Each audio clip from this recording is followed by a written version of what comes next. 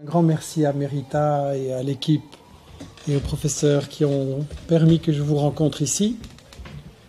Et je pense en effet que nous avons une très grande responsabilité d'échanger, d'analyser ensemble et de chercher à comprendre le monde dans lequel on vit et ce qu'on nous prépare, parce que ce qu'on nous prépare n'est pas joli et il est très important qu'on soit au courant, qu'on le comprenne, qu'on soit capable de l'expliquer et de communiquer là-dessus.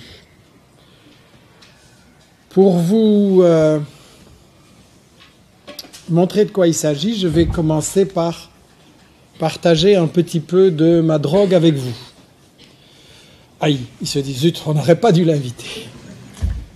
La drogue, vous savez bien la définition, c'est un produit qu'on avale qui crée une accoutumance et qui produit des hallucinations.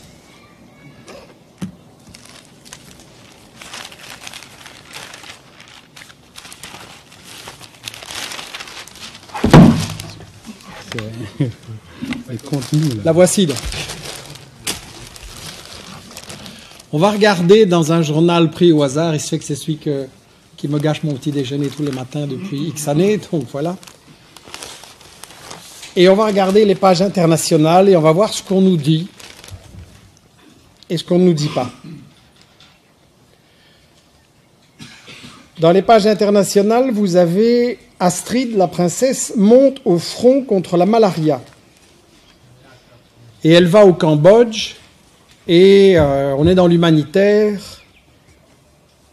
L'élite de la Belgique qui aide les pauvres Cambodgiens à lutter contre la malaria. C'est évidemment une très belle idée.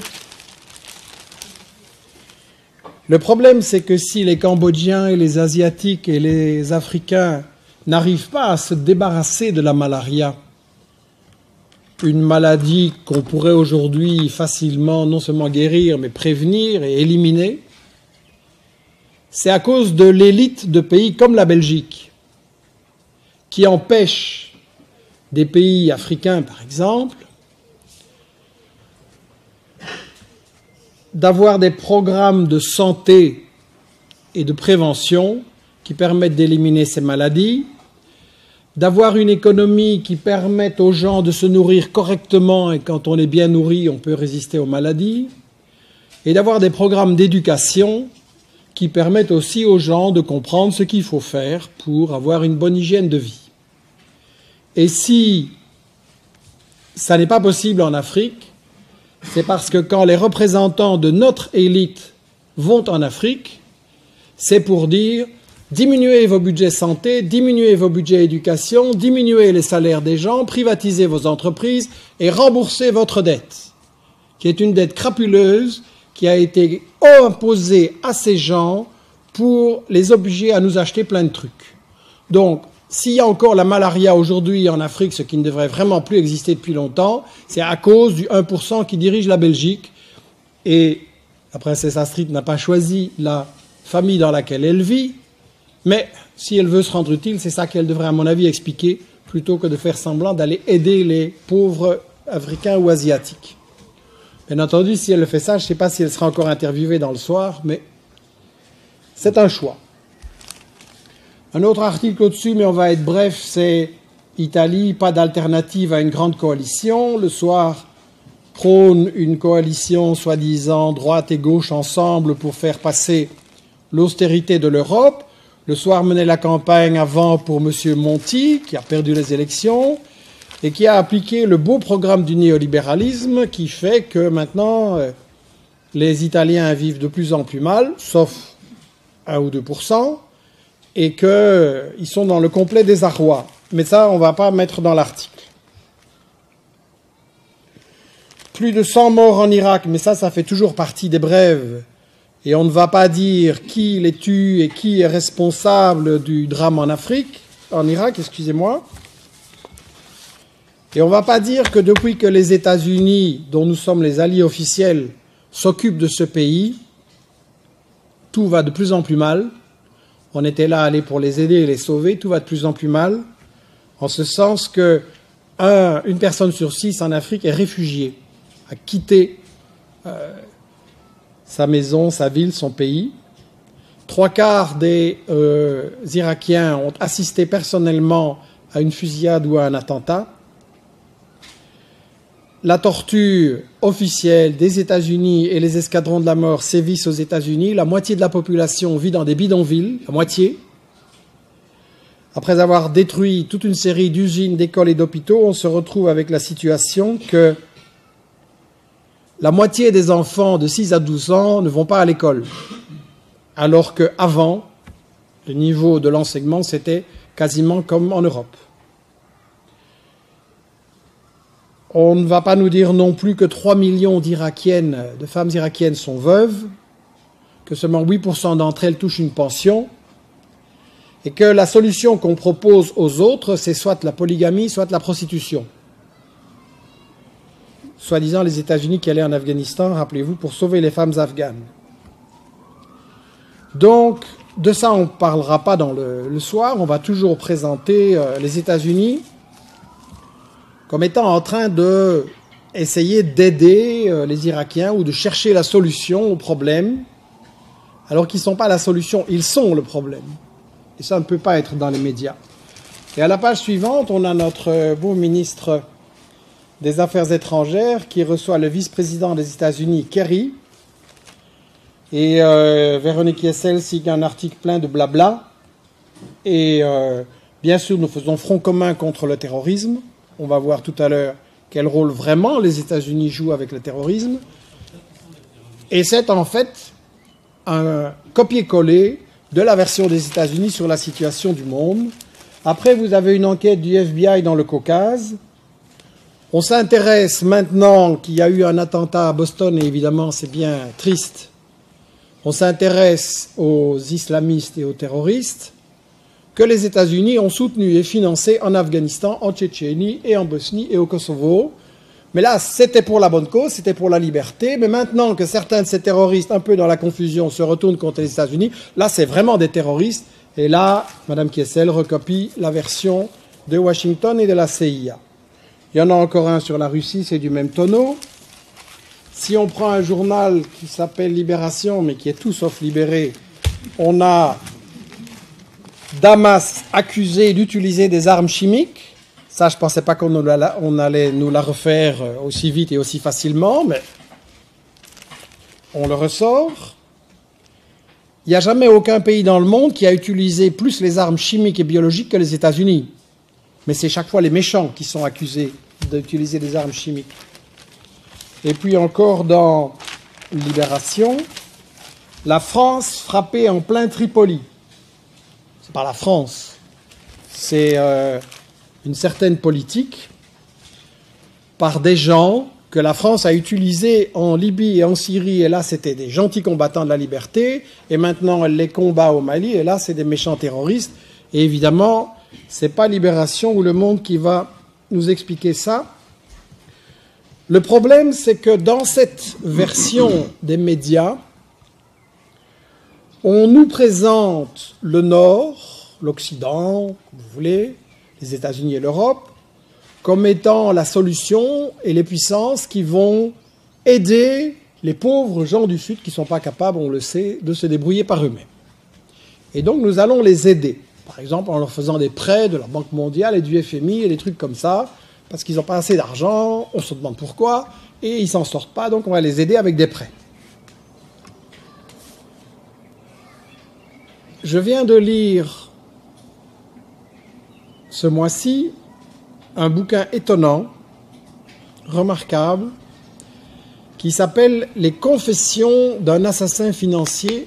Certains le connaissent peut-être, et ceux qui ne le connaissent pas, j'en fais la pub, c'est vraiment à lire. Et si vous lisez ça, vous pouvez arrêter votre abonnement au soir à Libé et éventuellement à la télé.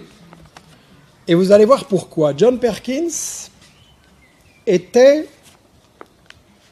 il s'appelle lui-même « J'étais un assassin financier ». Et donc il a travaillé pour une firme qui officiellement vendait des programmes d'ingénierie et de construction un peu partout dans le monde, dans le tiers-monde. Et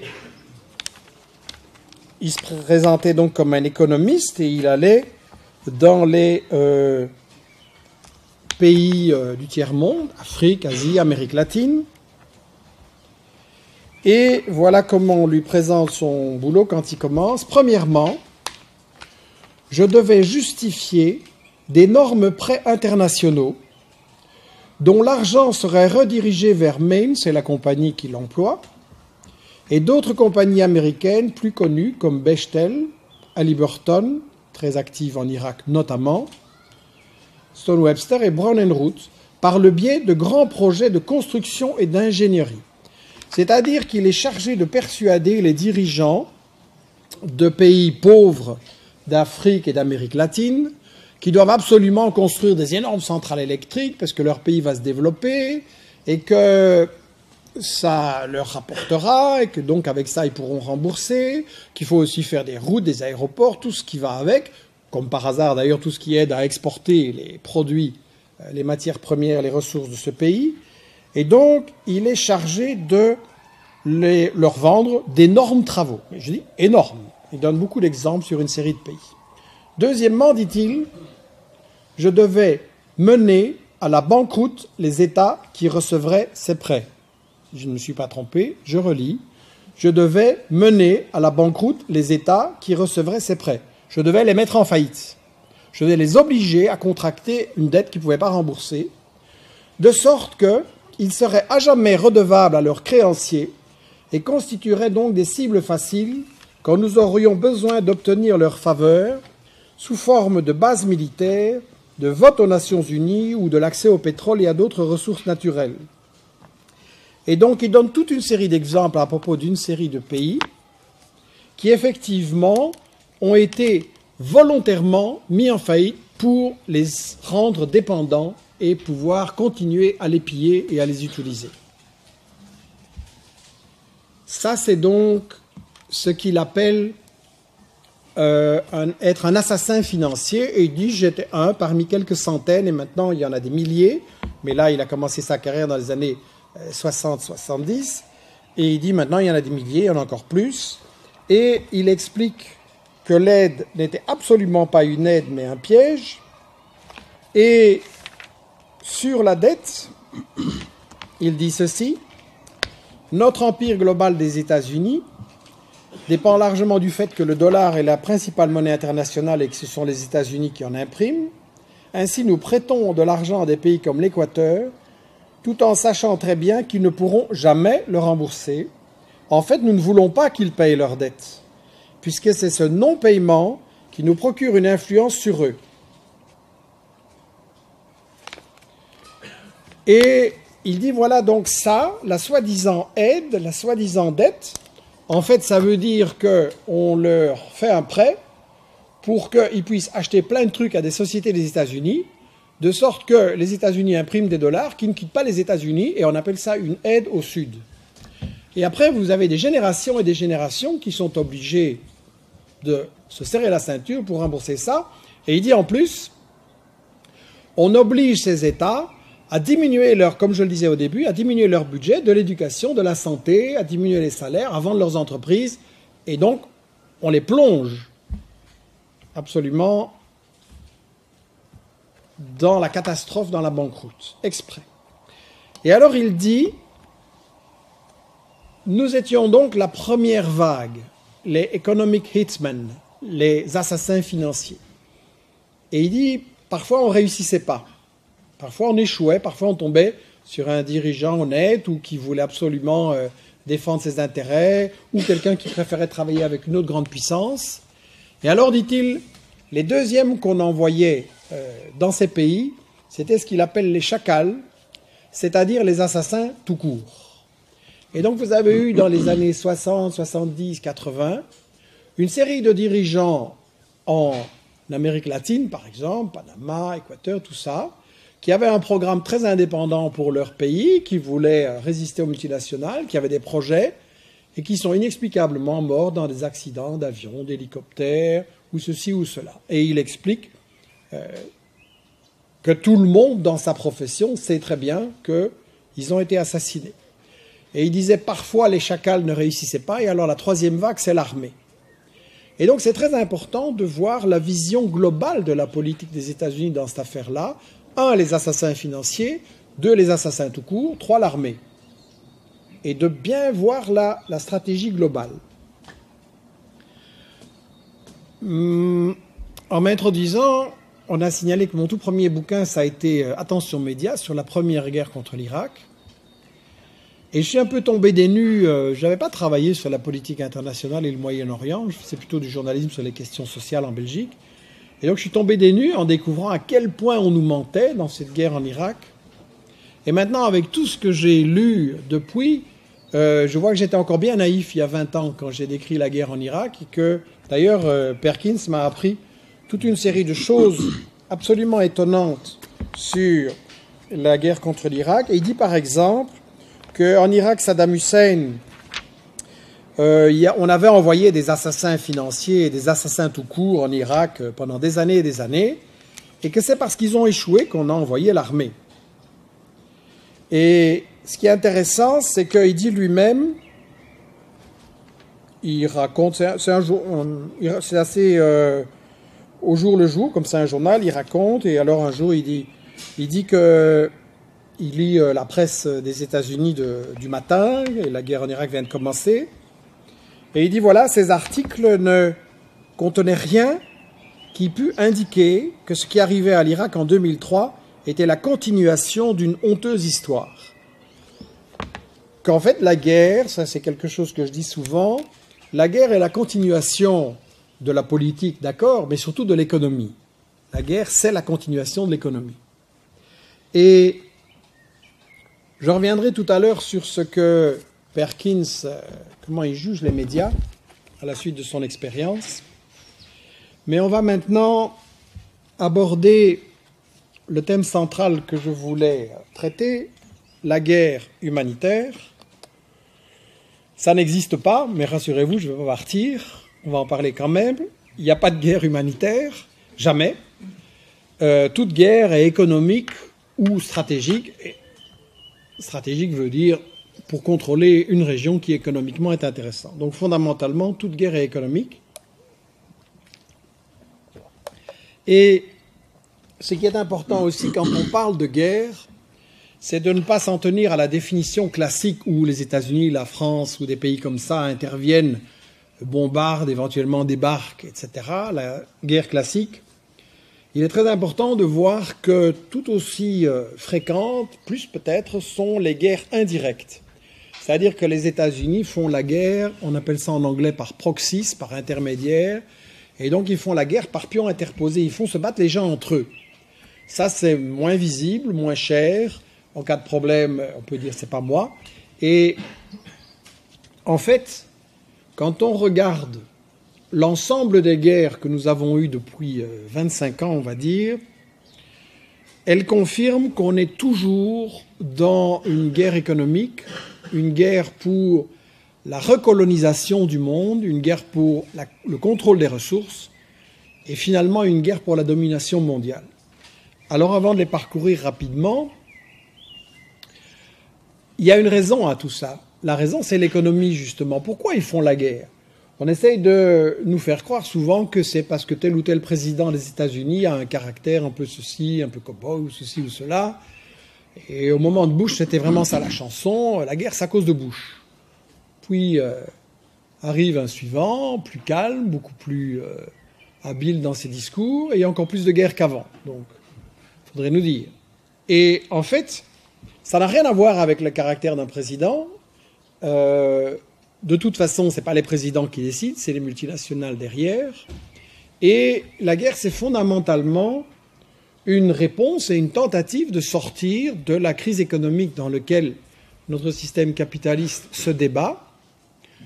Non pas depuis 73 et la crise pétrolière, comme on l'a dit, mais en fait depuis 65. Parce que quand j'étais jeune, on nous disait tout va bien, le capitalisme se développe, les ouvriers vont pouvoir acheter une voiture, une maison, un frigo, partir en vacances, tout va bien. Le capitalisme, c'est vraiment le meilleur système possible. Et puis ce qui s'est passé, c'est qu'à partir de 65, et encore plus à partir de 70, le taux de profit moyen des entreprises a baissé. Ils ont eu de plus en plus de mal trouver des débouchés, la concurrence est devenue plus forte, et donc il y a eu un ralentissement de l'économie. Vous pouvez voir les taux de profit, les taux d'emploi qui commencent à chuter. Et comment est-ce qu'on s'en sort? On s'en sort en allant dans le tiers-monde, et les capitaux que les multinationales des États-Unis ou d'Europe n'arrivaient plus à investir de façon utile ici, ils les ont investis dans le tiers-monde, et c'est là qu'a commencé le problème de la dette, c'est qu'ils les ont investis en allant persuader des gouvernements, des présidents du tiers-monde de leur acheter plein de trucs. Comme ça, on faisait encore tourner les usines. Et ils n'avaient pas de quoi acheter, tout le monde le savait, ça fait rien, on vous prête. Et au début, on vous prête à 4%, ça va, c'est remboursable, puis tout d'un coup, les taux passent à 16 ou 17%. Et là, c'est la faillite. Dont Perkins explique que c'était une faillite voulue, une faillite programmée. Bien. Donc, pendant un certain temps, on reporte la crise des pays du Nord sur les pays du Sud, mais je ne vais pas détailler pourquoi, au bout d'un certain temps, ça ne marche plus. Et donc, en fait, on se retrouve avec une crise économique qui dure là depuis 40 ans et dont le système s'en sort par la guerre. Et la guerre, ça sert à quoi, platement? Ça sert à contrôler des ressources, pétrole, gaz, eau, uranium, or, minerais, coltan, diamants, la biodiversité, les ressources alimentaires. Tout devient maintenant l'objet d'une bataille économique, politique, corruption et militaire. Et donc la guerre, essentiellement, c'est pour se constituer des sources de revenus énormes, parce que tout simplement, ces matières premières, on ne les paye pas. Une multinationale va dans le Sud, se fait des bénéfices énormes sur des matières premières qu'elle ne paye pas, la population reste dans la pauvreté ou s'enfonce dans la pauvreté, et c'est aussi le but. Si vous êtes une multinationale qui va extraire les richesses des pays du Sud, est-ce que vous avez envie de payer des gros salaires? Non. Vos bénéfices seront d'autant plus élevés que les salaires seront bas. Donc c'est le but. Et on graisse la patte au dictateur pour que les salaires restent bas. Et donc, la guerre, ça sert à piller ces ressources et ça sert aussi à priver les concurrents des ressources. Parce que je vous ai parlé de la crise économique du système mondial. Et là, on est avec des grands blocs qui sont les États-Unis, l'Europe, le Japon. Ça, c'est les trois grandes économies, les trois grands blocs qu'on a. Et ils sont tous en train de se faire la guerre pour le contrôle de ces matières premières. Parce que contrôler l'accès au pétrole ou au gaz ou à l'eau, c'est une manière d'avoir un avantage décisif sur les autres, de pouvoir les faire chanter. Et d'ailleurs, dans le bouquin de Perkins, il raconte que le président du Panama, il a été carrément renversé et kidnappé parce qu'il voulait construire un deuxième canal de Panama avec les Japonais et que les États-Unis avaient décidé que ça devait se faire avec eux, pour une raison aussi simple. Donc, la guerre est leur manière de résoudre la crise économique qu'ils ont créée eux-mêmes, en ne payant pas les gens ou en les licenciant le plus possible.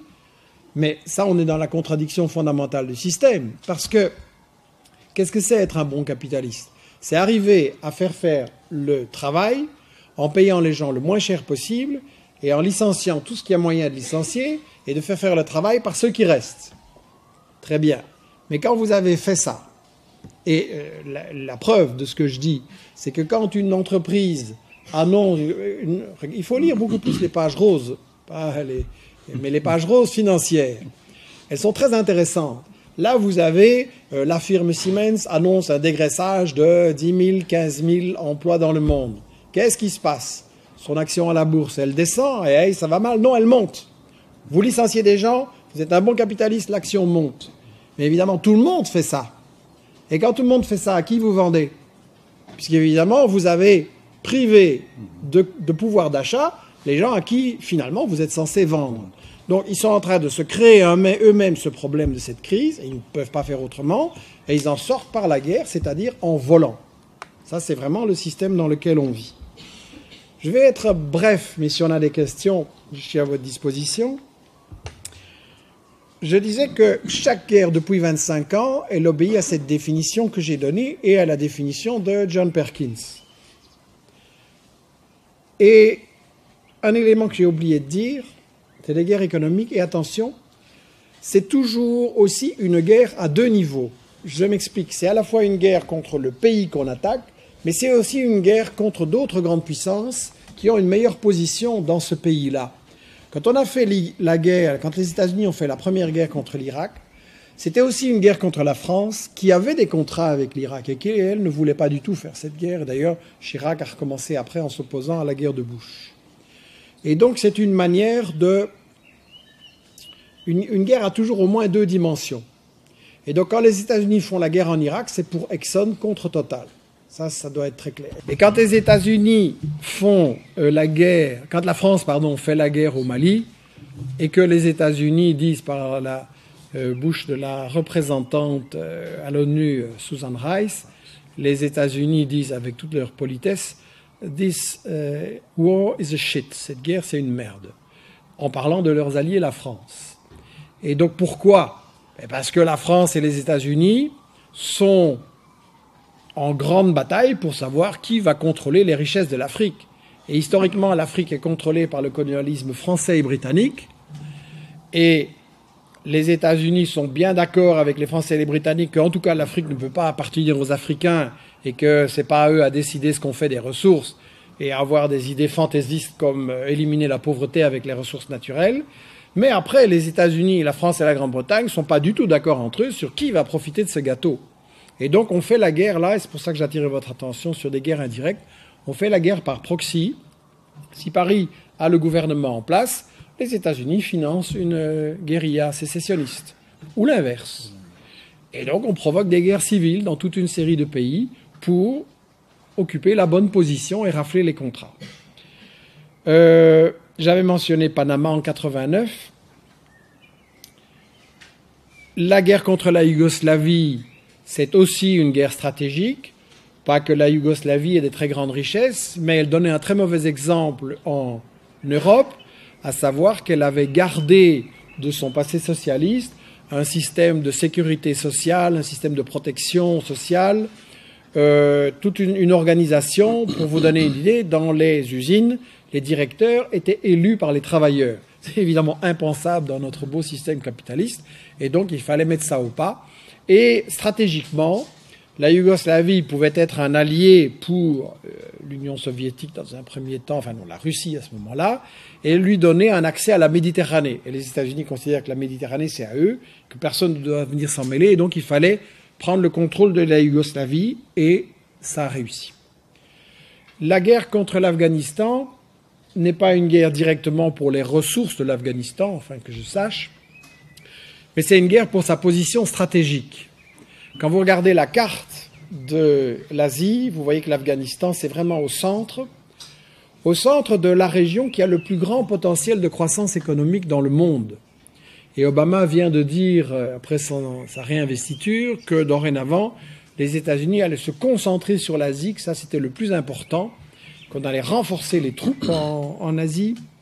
Et l'Afghanistan est au centre d'un continent où vous avez trois grandes puissances dont les États-Unis ne veulent absolument pas qu'elles s'allient entre elles, à savoir la Russie, la Chine et l'Iran. S'il y a une alliance entre ces trois puissances, ça veut dire que les États-Unis sont à la porte de l'Asie, parce que ça va constituer un pôle indépendant, un très grand dynamisme économique. Il y a déjà toute une série d'États de taille moyenne qui se sont rassemblés dans ce qu'on appelle l'Organisation pour la coopération de Shanghai, Chine, Russie et toute une série de républiques. Il y a là comme observateurs ou à la porte d'entrée l'Inde, le Pakistan, l'Iran, même le Japon serait intéressé par un tel marché commun. Et M. Kissinger, qui est un des plus importants ex-dirigeants de la politique étrangère des États-Unis, a dit en 2001, au moment où les États-Unis ont décidé d'attaquer l'Afghanistan, il a dit que le grand danger, c'était que l'Asie fasse une sorte de marché commun, qu'ils s'entendent entre eux sur le plan économique et politique, et que les États-Unis soient tout simplement... ils ne sont pas en Asie, donc ils doivent la contrôler, mais ils n'y sont pas. Et donc il fallait absolument empêcher cette grande alliance Russie, Chine, Iran dont je viens de parler.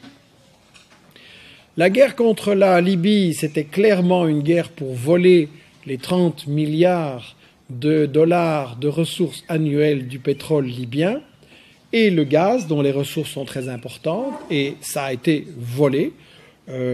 Les rebelles soi-disant combattants de la liberté ont directement promis à la France des contrats. On s'est empressé de mettre les Chinois à la porte et on a offert des cadeaux à ceux qui en fait avaient sponsorisé la guerre et les bombardements de l'OTAN. On a aussi voulu empêcher la Libye de Kadhafi de fonctionner comme une sorte de banque mondiale alternative. Je m'explique. La Banque mondiale et le FMI, c'est vraiment l'instrument de chantage des États-Unis et de l'Europe pour empêcher les pays africains de s'émanciper, c'est-à-dire que s'ils veulent avoir des crédits pour s'en sortir des problèmes dans lesquels on les a plongés, ils sont soumis au chantage de la Banque mondiale et du FMI. Et donc, qu'est-ce qu'il a fait Kadhafi avec l'argent de son pétrole? Il a dit 2 ou 3 fois à des pays africains, ben moi, je vais vous financer ça. Et hop, quelques centaines de millions de dollars pour tel ou tel projet. Évidemment, les États-Unis et l'Europe étaient absolument furieux. Et dans ce livre, j'ai cité des exemples de cette chose-là. Ils ont financé des rizières, ils ont financé des installations pour la transformation du café, parce que, prenons le café, c'est un très bon exemple. Le café est évidemment produit en Afrique essentiellement, en Amérique latine, mais en Afrique, vous avez des gros producteurs d'Afrique, de café. Qui fait le gros du profit sur le café qu'on vous vend dans les supermarchés? Ce n'est pas les pays africains en question.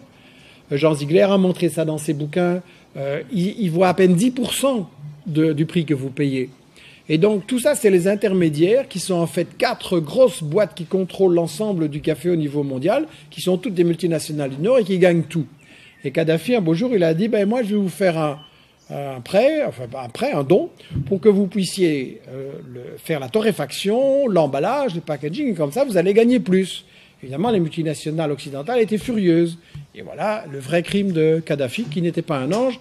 Mais ce n'est pas le problème, parce que si on s'attaque à des dirigeants qui ne sont pas des anges, les États-Unis ont du travail, ils doivent renverser en Arabie Saoudite, au Qatar, aux Émirats, et tous les dictateurs qu'ils ont installés en Afrique et ailleurs, et qui sont encore en train maintenant d'installer en renversant des gouvernements élus et en les remplaçant par des dictateurs. Donc, vous voyez, ce n'est pas le problème dictature ou de démocratie, c'est le problème qui va voler les ressources naturelles.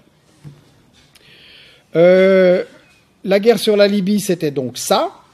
La guerre contre la Syrie, c'est évidemment pour protéger Israël, qui est le flic du pétrole, le flic du Moyen-Orient, au service des États-Unis et de l'Europe, qui finance l'armée d'Israël pour attaquer les Palestiniens. Ça doit être dit clairement.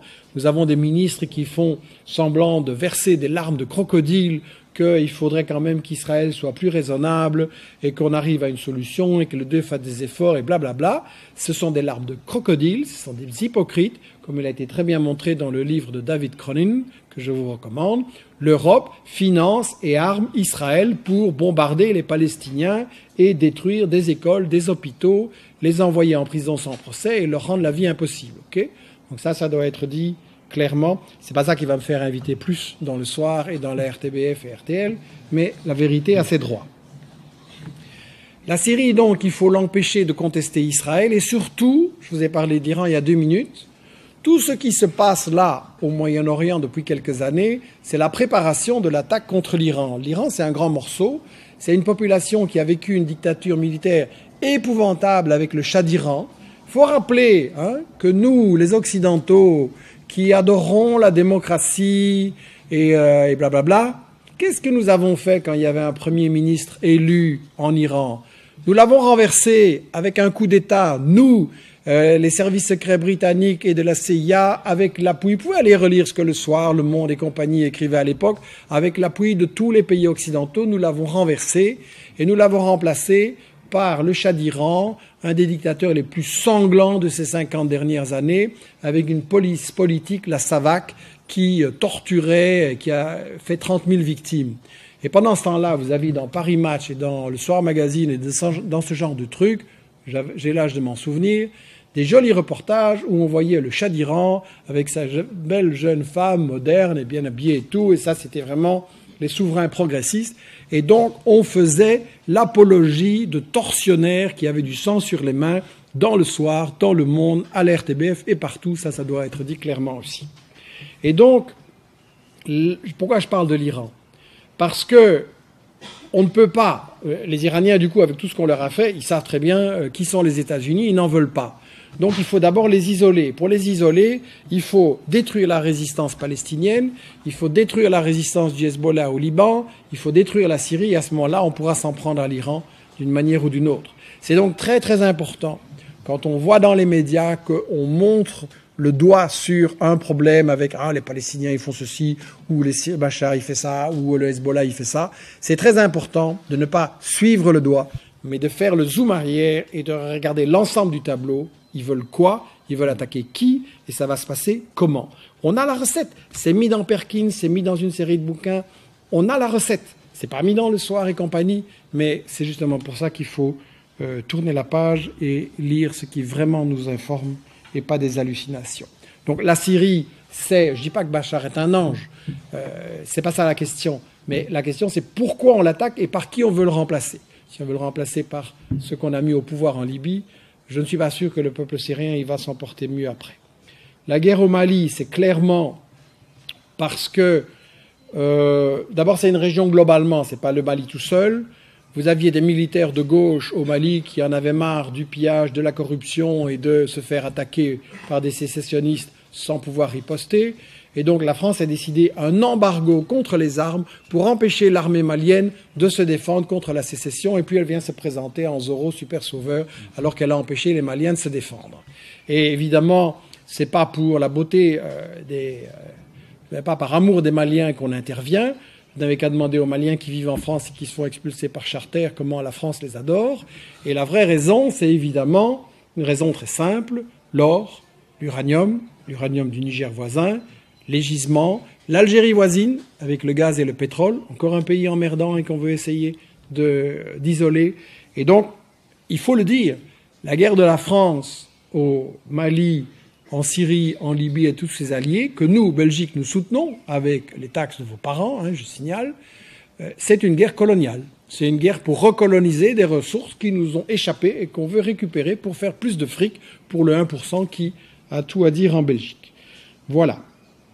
Ce qui est très important, c'est que toute cette guerre, j'ai donné quelques exemples en Afrique, je pourrais encore en parler d'autres. L'Érythrée, c'est un des prochains pays qui va être attaqué. Et aussi, parce que je suis une politique trop indépendante.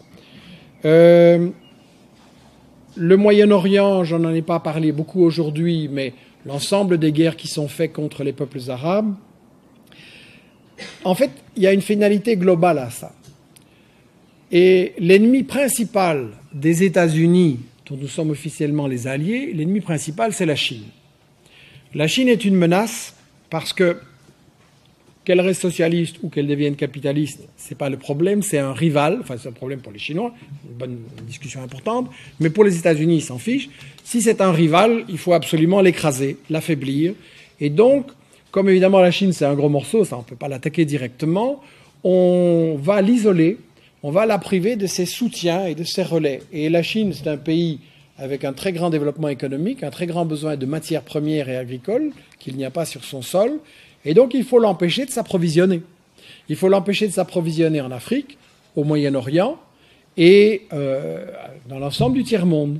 Et donc, il faut arriver à l'isoler. Et ça, Mohamed Hassan l'explique très très bien dans la stratégie du chaos. On a fait notamment une carte qui montre que tous les pays africains, et notamment sur la côte est, sur l'océan Indien, donc, qui est la grande route maritime qui mène de l'Afrique vers la Chine, et même de l'Amérique latine, enfin pour vous c'est comme ça, de l'Amérique latine vers l'Afrique, ça, les États-Unis veulent le contrôler. Donc vous vous demandez pourquoi ils mettent des bases militaires un peu partout, c'est parce qu'ils veulent bloquer cette route. Et vous vous demandez pourquoi des pays qui apparemment ne sont pas hyper importants sur la côte est de l'Afrique, etc., ont des problèmes, ben c'est parce qu'ils regardent trop vers la Chine et qu'ils ne peuvent pas. Et ça, c'est très très bien expliqué dans la stratégie du chaos par Mohamed Hassan, dans les entretiens qu'on a faits. Et pourquoi ce titre provoquant, la stratégie du chaos?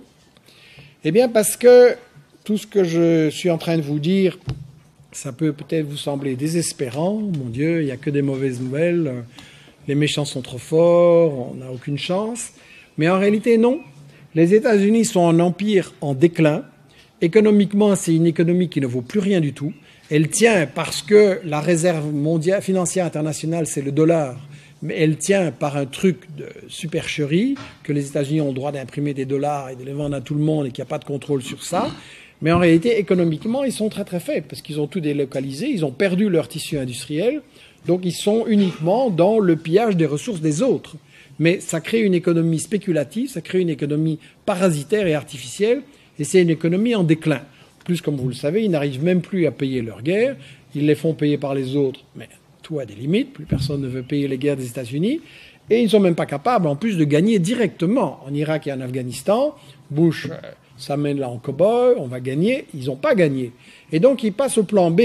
Et le plan B, c'est quoi? C'est la stratégie du chaos. Il y a un proverbe africain, à ce qu'on m'a dit, qui dit « Ce que tu ne peux contrôler, détruis-le ».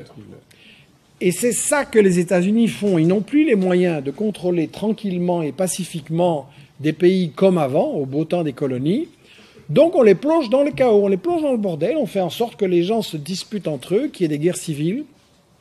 Et dans le livre, nous analysons une série d'exemples. La Somalie, le Soudan. Le jour où il y a eu un gouvernement en Somalie, un pays dont tout le monde se dit on n'arrive pas à trouver un gouvernement, c'est vraiment épouvantable, c'est le chaos. Le jour où il y a eu un gouvernement en Somalie, qu'est-ce que les États-Unis ont fait? Ils ont demandé à l'Éthiopie voisine, qui est Israël de la région, d'attaquer ce gouvernement avec des armes chimiques, entre parenthèses. Mais ça, on n'en a pas parlé parce que l'Éthiopie, c'est les bons. Et donc, comme c'est les amis des États-Unis, on ne va pas en parler. Donc vous voyez, la stratégie du chaos, c'est foutre le bordel pour que si les États-Unis ne peuvent pas contrôler à fond et tranquillement ce pays, au moins personne d'autre ne peut l'utiliser comme partenaire et le pays, il est plongé dans le chaos. Il faut vous souvenir, non, c'est pas possible pour vous, mais moi je me souviens que quand la guerre a commencé contre l'Irak, il y a un peu plus de 20 ans, le ministre des Affaires étrangères des États-Unis, James Baker à l'époque, est allé rencontrer Saddam Hussein, soi-disant pour négocier, en fait pour essayer de le faire capituler, et Saddam Hussein ne voulait pas capituler, et James Baker lui a dit « Nous allons ramener votre pays à l'âge de la pierre. Okay ? » Ça, c'est la civilisation occidentale. Nous allons ramener votre pays à l'âge de la pierre. À cause de l'embargo, à cause des sanctions, à cause de la guerre, il y a eu 1 million de gens d'Irakiens qui ont péri à cause de l'embargo, dont 500 000 enfants. Et quand la ministre des Affaires étrangères de l'époque, Madeleine Albright, a été interviewée à la télé et qu'un présentateur un peu plus combatif et curieux que d'habitude lui a dit « Il y a 500 000 enfants qui sont morts à cause des sanctions contre l'Irak. Est-ce que ça valait la peine? Was it worth ?» Et Madeleine Albright a répondu « Oui, ça valait la peine de tuer 500 000 enfants irakiens. » Ça, c'est notre civilisation et notre démocratie. Donc, la stratégie du chaos, c'est ça. L'Irak était une puissance qui appelait les pays du Moyen-Orient à s'unir et à dire aux États-Unis « go home » et à créer force régionale, un marché régional. Et avec le pétrole, ça pouvait évidemment changer beaucoup de choses dans le rapport de forces internationaux. Et donc, pour le punir, pour l'empêcher de faire ça, on l'a effectivement ramené à l'âge de la pierre. Je vais conclure en... Je vous avais dit que tout à l'heure, on allait voir quoi penser des médias par rapport à tout ceci. J'ai effectivement dans le livre « Attention médias »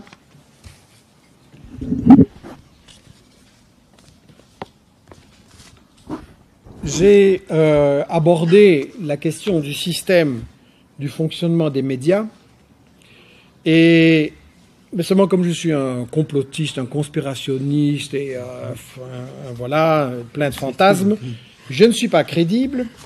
Donc, on va plutôt voir ce que John Perkins, qui est un homme très bien élevé, qui a travaillé donc pour la CIA et pour les meilleures firmes des États-Unis, on va voir ce qu'il explique des médias.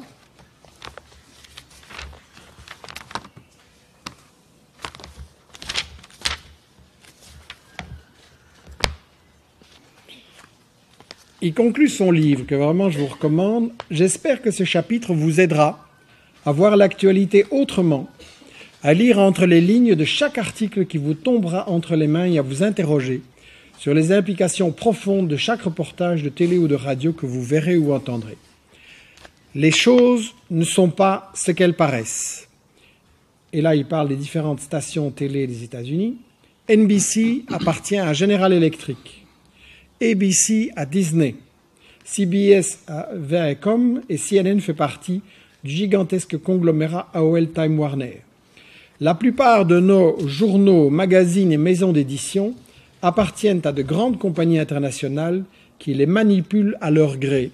Nos médias font partie de ce qu'il appelle la corporatocratie, c'est-à-dire le pouvoir des grosses sociétés, des grosses multinationales. Donc voilà l'avis de Perkins. Et puis après, j'avais aussi cité dans les 7 péchés d'Hugo Chavez une analyse, mais est-ce que je vais la retrouver ?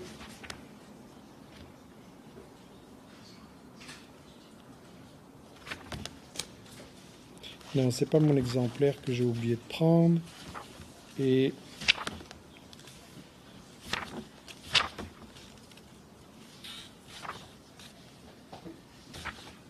non. De mémoire, c'était pourtant une bonne référence, c'est Albert Einstein.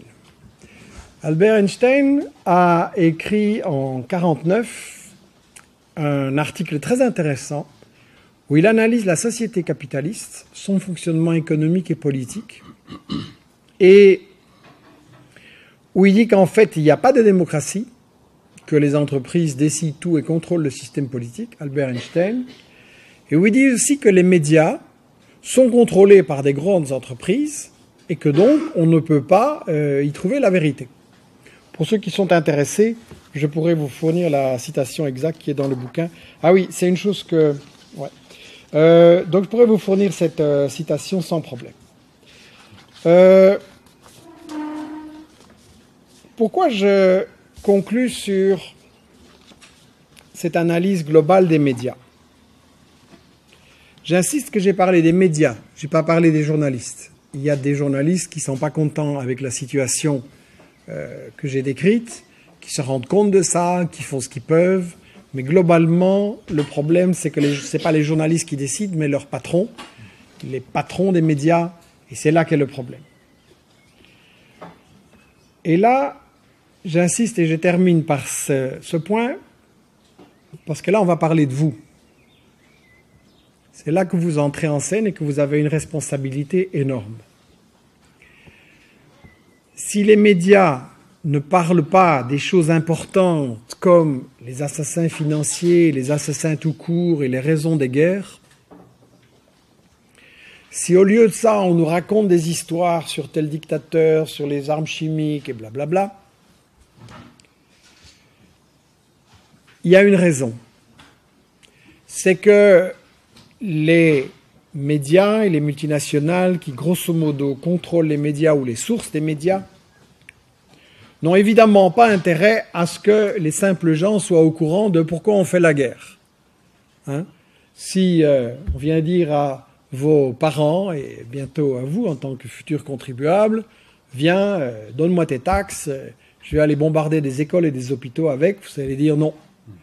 Et donc, il est interdit que vous sachiez pourquoi on fait la guerre et que vous sachiez aussi qu'est-ce qui se passe vraiment dans la guerre et qu'on vous montre les vraies victimes. C'est quand même ahurissant qu'on a eu des pages et des pages et des pages sur l'attentat de Boston, et c'est évidemment très malheureux. Mais ça se passe tous les jours, ça, en Irak et en Afghanistan. Et c'est des gens qui n'ont pas de visage, qui n'ont pas de nom, dont on ne va pas parler, on va dire c'est une fatalité, c'est les sauvages, c'est les talibans. Non, c'est les États-Unis, c'est le résultat des États-Unis, ça se passe tous les jours. Sans parler des morts de la faim. Je veux dire, quand Jean Ziegler écrit qu'on pourrait nourrir 12 milliards de gens, et que nous sommes 6 milliards et demi, et qu'il y a 1 milliard qui crève de faim, et qu'il y a un enfant qui meurt toutes les 5 secondes, et quand Jean Ziegler dit un enfant qui meurt de faim aujourd'hui est un enfant assassiné, pourquoi on n'en parle pas dans les médias en disant qui l'assassine, à savoir nos multinationales qui empêchent ces gens d'avoir à manger? Donc, ça ne va pas changer. Et pourquoi j'insiste sur ça? C'est parce que votre responsabilité, c'est de faire l'info. Et que vous vous destiniez à devenir journaliste ou dans la communication ou pas, mon discours, il s'adresse à tout le monde. Il faut appliquer ce que je dis absolument partout. Si on veut un monde sans guerre, si on veut un monde où on élimine la faim, les grandes maladies, l'analphabétisme, et où il y a un avenir pour vos gosses, pour les gosses d'Afrique, d'Amérique latine, etc., il faut qu'on change le système. Et la première question, c'est qu'il faut qu'on change l'info, c'est-à-dire qu'on fasse l'info nous-mêmes. Et donc maintenant, avec Internet et avec les différents moyens de communication, il y a moyen, ça ne coûte plus des fortunes, et il est parfaitement possible d'informer les gens sur les médias mensonges et sur l'info qu'on leur cache. Et il est parfaitement possible de donner la parole aux gens de là-bas. Donc, c'est ça que je voudrais vous appeler à faire, soit directement si vous êtes dans les métiers de la com, soit indirectement par Internet, en parlant au travail, aux amis, etc., en combattant les médias mensonges. Et je pense que vraiment, si vous voulez qu'on vive dans un monde sans la guerre et la pauvreté, et un monde où vos enfants seront beaucoup plus heureux, c'est vraiment ça qu'il faut appliquer. Nous sommes tous des journalistes. Je vous remercie.